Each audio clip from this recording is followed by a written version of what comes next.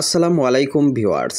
ইতিমধ্যেই ফারাক্কার সবকটি গেট খুলে দেওয়া হয়েছে, যদিও এখনও পর্যন্ত সেরকম প্রভাব পড়েনি বাংলাদেশে।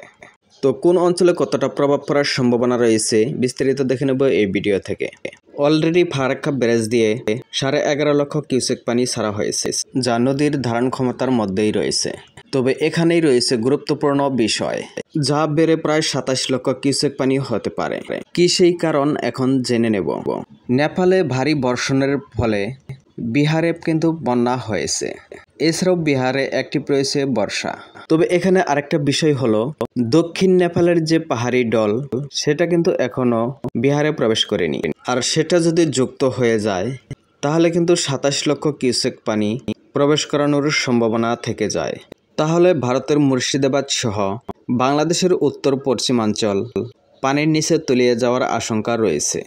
তো আগামী 2-1 দিনের মধ্যে সেরকম সম্ভাবনা লক্ষ্য করা যাচ্ছে না, যদি না দক্ষিণ নেপালের পাহাড়ি ঢল যুক্ত না হয়ে যায়। 11 লক্ষ কিউসেক পানি পদ্মা নদীর ধারণ ক্ষমতার মধ্যেই রয়েছে। এর থেকে পানি বেশি বেড়ে গেলে তাহলে কিন্তু বন্যা পরিস্থিতির সৃষ্টি হওয়ার সম্ভাবনা রয়েছে।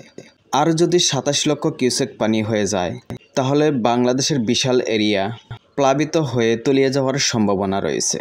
তো ভিউয়ার্স, ভিডিওটি এ পর্যন্তই। আমাদের হাতে নতুন আপডেট আসা মাত্রই আবারও আপডেট নিয়ে হাজির হব ইনশাআল্লাহ। তো ভিউয়ার্স, ভিডিওটি এ পর্যন্তই। আল্লাহ হাফেজ।